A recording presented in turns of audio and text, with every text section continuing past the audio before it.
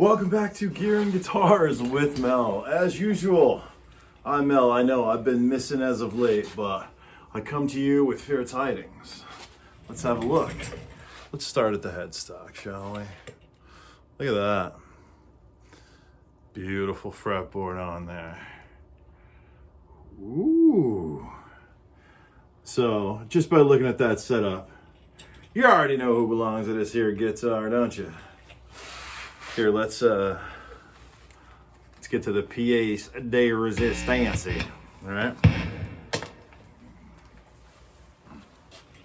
Look at that. Now that, if I can get an angle that's just not all reflection, is beautiful. Like, it really is. It reminds me of the Big Eye paintings from, back in the day. They made a movie about it and stuff. But this is Mark Ryden's The Veil of Bees. So obviously, this here is the Epiphone, Adam Jones, antique silver burst, somewhat modeled upon his 79. And that's just awesome. I'm gonna go ahead and do this. So unprofessional. So let's talk about this here guitar. I'm a sucker for a custom. One of my favorite guitars to this day, and oldest one I have, is this one here, which is one of my Japanese lawsuit customs. Amazing guitar, right? But back to this. So you're talking about a mahogany body. The difference is it's 79. I feel like in 79, it still would have had a mahogany top. You'd have to ask Trogley. He'd know better. But this one does have the maple cap. Okay, it's double bound, like you would expect. This burst. Look at that. Oh, the antique, it's just yellowed enough, but they burst the sides. They got the neck burst. Look at the honk of that freaking volute right there. Oh, it's out of control.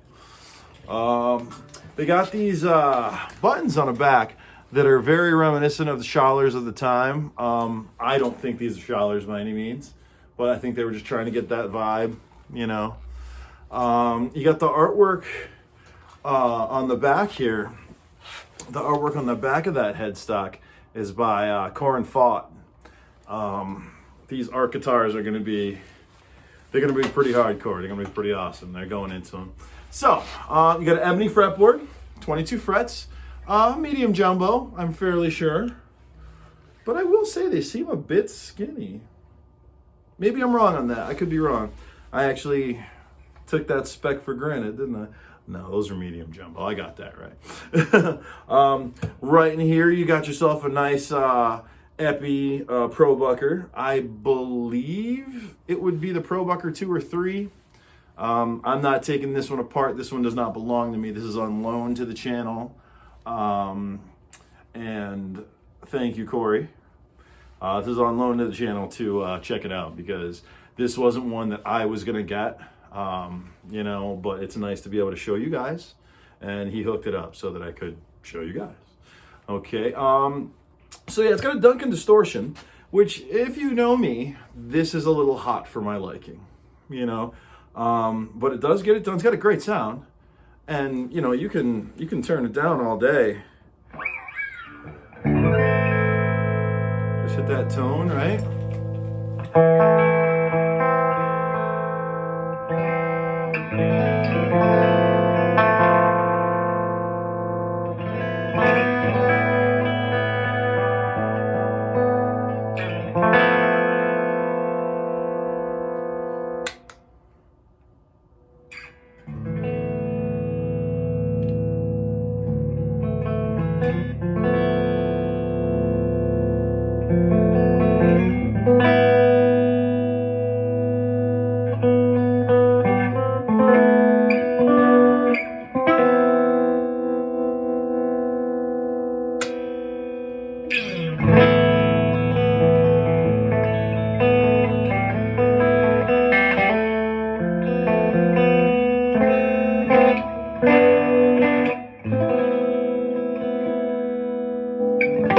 I mean, it plays like a dream.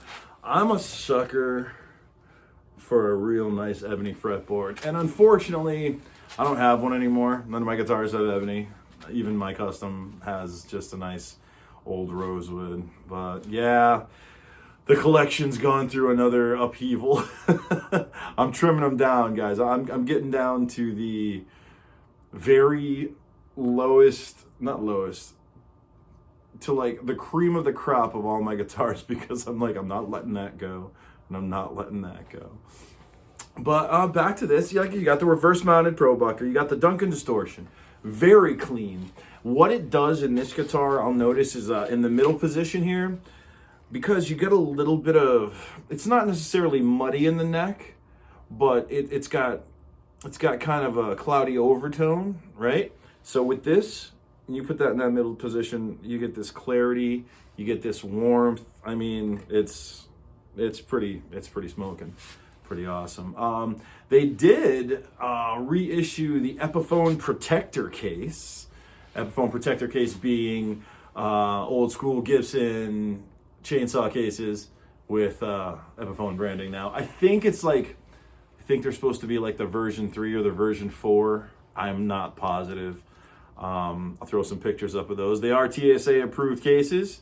So, get a chainsaw case with a Mach 79 set up the way Adam Jones loves it. This is amazing. So, I will say that the running price for this bad boy is $12.99, which you would think, it seems like a lot for an Epiphone, and I understand why it would seem that way. However, I don't know how limited edition these are going to be. Man, this finish is amazing. I don't know how limited edition these are going to be, but let's go at it. They want $1,300 basically, but you got $400 into that case right there. You got $200 into this pickup, and just from the wire up and stuff, you're getting your money's worth. It's the things that make customs that makes them cost more. So when you go to get that double binding, okay, and it's a beautiful double binding. It's 5-ply on the back and 7-ply on the front. Okay, bound headstock, inlay, the whole 9. So just what was spent on the paint job is enough to absolutely make this a worth it situation. Is it for me personally? I tell you what, it's a great guitar. I love playing it. But if it were, I wouldn't pay the $12.99 for this, because one, this is tailored to Adam Jones fans. Now, I'm a fan, but I'm not that kind of fan. I appreciate Tool. The guy's a great guitar player. He plays Les Paul, so we already know he has taste. But not necessarily in my top 10. So for me, this doesn't push as hard. But there is a lot of cats out there, especially since Gibson started doing that run. They did the VOS, they did the Relic and the Perfect and all that. These things are hella popular. I mean, people are taking them.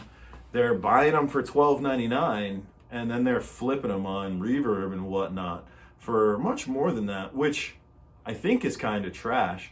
But, as long as these things are in stock somewhere, you shouldn't have to worry about that. You got the Epiphone lock tone bridge and tailpiece here. It's everything you love about a custom. I will say that I'm a bit surprised as far as the neck profile goes.